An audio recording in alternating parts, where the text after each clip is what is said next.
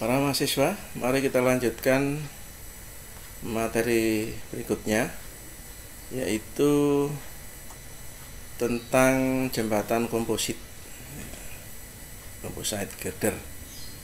Nah, jembatan komposit ini mempunyai bentang lebih panjang daripada bentang jembatan gelagar ya, karena dia di sini ada kerjasama antara beton dan baja. Jadi komponennya sama dengan jembatan gelagar, baja biasa, cuma di sini platnya menjadi satu dengan balok, memanjang atau melintang atau kedua-duanya.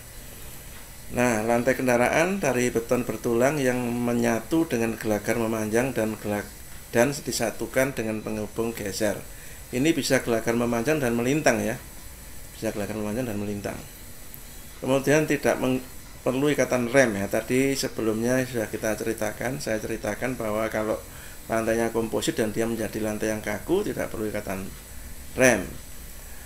Ikatan angin bawah ini juga sebenarnya tidak diperlukan kalau dia komposit, tapi dia harus dipasang dulu sebelum ada plat beton, karena untuk menghindari gerakan ke arah lateral pada saat dia sebelum ada kekakuan. Nah, ini perlu ikatan angin. Nah, setelah dikomposit, dia boleh dilepas sebetulnya. Kemudian bila lantai kendaraannya terbuat dari beton bertulang, maka ikatan angin hanya diperlukan pada saat pendirian ini ya. Ini berarti kan sebelum ada plat. Namun di lapangan sering ini dipasang secara permanen ya. Karena apa? Karena pada saat dibuat, kontraktor itu sudah gambarnya sudah ada ikatan angin pada hari perencanaan, dan itu sudah dibeli oleh pemberi tugas, sehingga nggak mungkin diambil lagi. Kemudian bila lantai kendaraan terbuat dari kayu, maka ikatan angin dan ikatan rem ini mutlak adanya, karena kayu tidak bisa komposit dengan gelagar melintang maupun memanjang. Nah, itulah komposit ya. Kalau kita lihat gambarnya, hampir sama dengan yang jembatan gelagar tadi. Cuma di sini ada di sini ada yang beda ya. Bedanya bahwa ini ada shear connector. Nah, ini yang penghubung gesernya menyatukan antara beton dan baja profil ini, sehingga kedua material ini bisa bekerja sama kalau ada ini. Kalau ini tidak ada, maka beton tidak bisa bekerja, dia justru akan menjadi beban gelagarnya ini ya. Jadi di sini ada gelagar melintang tetap sama, kemudian ada railing, ada lantai kendaraan, ada trotoar ya, sama dengan gelagar memanjang tadi. Nah, kemudian kalau dia ada shear connector, maka dia akan bekerja sama antara beton dan baja. Terus kemudian ini keuntungan dan kerugiannya. Jadi untungnya banyak sebetulnya. Jadi dengan komposit kita akan dapat mengurangi berat baja, dapat mengurangi tinggi profil, kemudian kekakuan lantai lebih besar, dia lebih kaku karena betonnya ikut bekerja. Untuk profil yang telah ditetapkan dapat mencapai bentang yang lebih besar ya, karena dia komposit, karena ada betonnya yang memikul juga. Terus kemampuan menerima beban akan lebih besar, ini keuntungannya. Ya, dia juga punya kelemahan. Kelemahannya dia adalah kekakuan tidak konstan. Untuk daerah momen negatif, plat beton tidak dianggap bekerja karena dia tarik ya. Pada jangka panjang dia akan terjadi juga defleksi yang cukup besar karena adanya susut dan rangka ini. Nah, contohnya yang ini ada sebuah komposit, ini baja ya, ini beton, dia menjadi satu. Di sini ada shear konektornya di antara beton dan baja ini. Kalau dia diberi beban seperti ini merata, katakanlah contohnya saja, dia tumbuhnya sendi roll, maka dia akan berbentuk seolah-olah seperti ini. Ya, dia akan berbentuk seperti ini karena lanjutannya dia, sehingga di sini ada momen negatif untuk bolak-balik menerus. Di sini momen positif ya, di sini momen nol ya, karena dia tumpuan sendi dan roll. Nah, oleh karena itu kenapa tadi yang dikatakan kekakuan tidak konstan tadi itu karena apa? Karena di sini dia cukup kaku di tengah ini, karena beton menerima tekan ikut memikul, baja menerima tarik ikut memikul juga. Jadi ini bekerja sama antara beton dan baja. Namun di tumpuan sini dia tidak bisa bekerja sama, karena beton ini tidak tahan tarik. Begitu dia ada momen negatif, dia pasti pecah. Oleh karena itu, pada menghitung komposit untuk balok-balok menerus, maka yang di tumpuan kita tidak boleh menghitung komposit, kita harus menghitung penampang baja full ya. Beton dianggap sebagai beban di sini. Jadi kemampuan penampangnya hanya baja saja. Tapi kalau di momen positif, kemampuan penampangnya baja dan beton yang bekerja sama. Itu ya. Jadi itu tentang komposit. Jadi dia punya kerugiannya hanya ini saja. Cuman untuk balok-balok yang dipikul oleh dua tumpuan, sendi dan roll, di sini tidak ada katakanlah, itu dia sangat menguntungkan bagi daripada jembatan gelagar biasa. Kemudian berikutnya masih gelagar ya, tapi gelagarnya ini plate girder. Jadi gelagarnya plate girder ini gelagar yang tingginya melewati dari 1000 mili atau 1 meter. Karena profil baja itu biasanya sampai 900 yang hot rolled ya, tapi kalau yang welded bisa sampai 1200.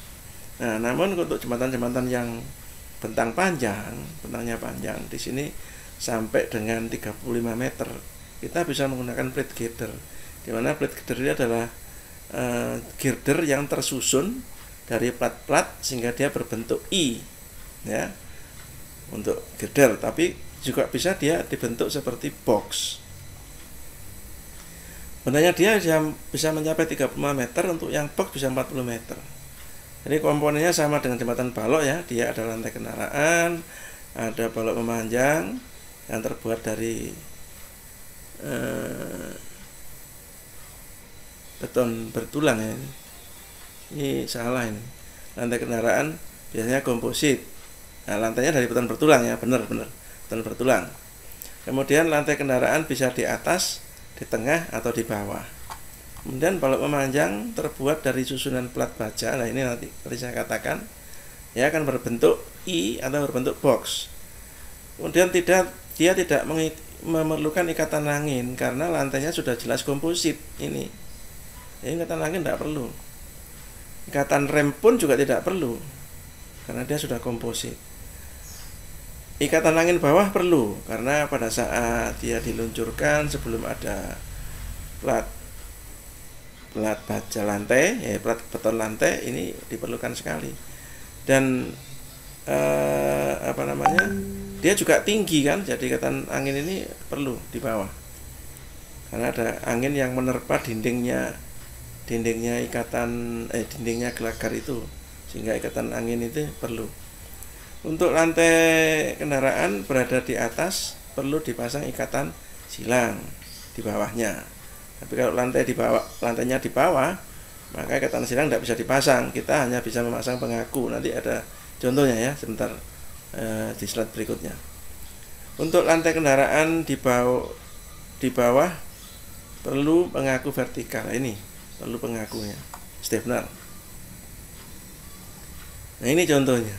Kalau ini girdernya, jadi plate girdernya di sini, kemudian ini batang melintang, lantainya di atas.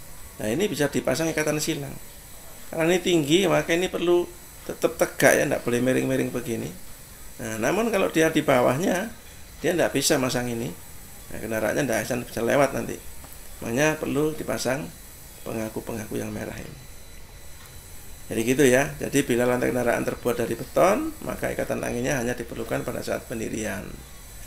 Namun di lapangan sering dipasang secara permanen karena dia sudah dibeli oleh pemberi tugas.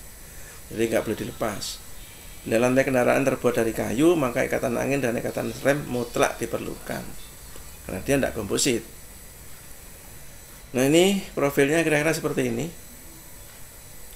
Ini pelat ya, ini pelat yang digandeng seperti ini ya, maka dia akan berbentuk I. Nah, ini namanya plate girder. Ini tingginya lebih dari 1000 ini. Kemudian kalau box ya begitu, webnya ada 2. Kemudian ini flank atas, ini flank bawah, dia digandeng. Gandengnya ini pakai siku, kemudian dibaut atau paku keling. Tapi boleh juga pakai las bukan, tidak apa-apa ini. Jadi di sini nanti dilas, las gitu ya, tidak masalah. Justru malah ini akan jadi ribet. Lebih baik las dibuat di pabrik langsung diangkat, itu selesai urusannya ya. Nah, ini contoh ini yang zaman lama ya. Dia pakai paku keling seperti contoh gambar tadi ini. Ya, dia plat, ini plat ya, ini ada pengakunya di sini. Ada pengakunya. Kemudian ini ada plat flank atas, ini ada plat flank bawah. Kita lihat sekarang. Nah, ini pengaku-pengakunya supaya tidak terjadi lipat badan, kita pasang pengaku-pengaku ini. Ya, itu. Nah, ini coba kita lihat pengakunya. Kemudian di sini ada plat yang beda-beda nih. Nah, ini kelebihannya kalau kita membuat plate girder. Jadi platnya bisa diatur. Jadi kalau ini contoh ya, ini yang besar, ini yang tebal, ini yang tipis-tipis gitu. Nah, ini contohnya ini. Jadi yang di tengah itu momennya besar. Maka platnya boleh bisa tumpuk 6 ini. 1 2 3 4 5 6 yang di tengah. Begitu momennya agak mengecil, agak ke pinggir, dia bisa jadi 4. Kita bisa kurangi. Ya. Kemudian agak ke pinggir lagi kita kurangi lagi menjadi 3. Ya, jadi 4 menjadi 3. Kemudian yang di paling pinggir kita bisa mengurangi lagi menjadi 2. Jadi itu. Kalau weldednya platnya menerus tidak begini, dia dari ujung sampai ujung tebalnya sama. Nah, ini sangat rugi kita. Kita bisa mengatur tebalnya akan beda-beda. Yang tengah tebal semakin ke tepi karena momennya ke tepi kecil, maka tebalnya bisa dikurangi dari 6 sampai menjadi 2. Gitu ya. Nah, ini contohnya ini. Ini 1 2 3 4 5 6 ya. Kemudian dia turun lagi menjadi 4. Turun lagi menjadi 3. Ini kita bisa atur ini. Nah, kemudian untuk jembatan KA, jembatan rangka, jembatan balok untuk KA ya, kita bisa pasang di sini. Misalkan ada 1 2 3 4 girder, yang 2 digandeng, ini 2 digandeng. Kemudian ini ditumpangi rel ya. Ini adalah jarak rel ini. Kemudian antara 2 kanan dan 2 kiri ini digandeng dengan ikatan, namanya ikatan tumbuk. Ini kalau di Gelagar, jembatan Gelagar Jalan Raya enggak ada. Ini ikatan tumbuk ini karena ada tumbukan rel ke kiri dan ke kanan, maka ini enggak boleh bergerak. Jadi rel ini jaraknya harus dijaga, harus tetap sama sesuai dengan jarak rel. Kalau dia dilepas nanti bisa longgar, nanti relnya anjlok. Makanya ini harus diikat ini. Ikatnya harus berupa rangka karena dia harus kaku ya. Jadi kalau gerak sana 1 cm ya semuanya gerak. Gelagar 4 ini semuanya gerak ke kanan. Ke kiri 1 cm ya dia semuanya gerak. Jadi tidak ada sana 1 cm, sini gerak sana ke kanan 1 cm, nanti relnya jadi roda keretanya menjadi anjlok. Nah, itu perlu kita pahami. Jadi ikatan tumbuk ini hanya ada di jembatan kereta api ya. Ya, contohnya dalam kenyataannya ini. Ini kita bisa lihat contohnya. Ini ikatan tumbuk ya, yang menggandeng gelagar memanjang kiri dan kanan ini supaya di atasnya rel ini ada rel di atasnya, ini tidak saling berubah, jaraknya tetap sama, makanya diikat sama ini. Ada lagi yang di bawahnya itu ikatan angin ini. Nah, ini yang mengikat secara keseluruhan dari rangkaian jembatan Gelagar plate girder. Nah, ini contohnya yang di lapangan seperti ini ya. Nah, demikian para mahasiswa kuliah untuk sesi yang berikutnya ini, yang setelah tadi jembatan Gelagar, ini komposit dan jembatan plate girder. Nah, silakan dipelajari, kemudian dimengerti, dan jangan lupa di subscribe.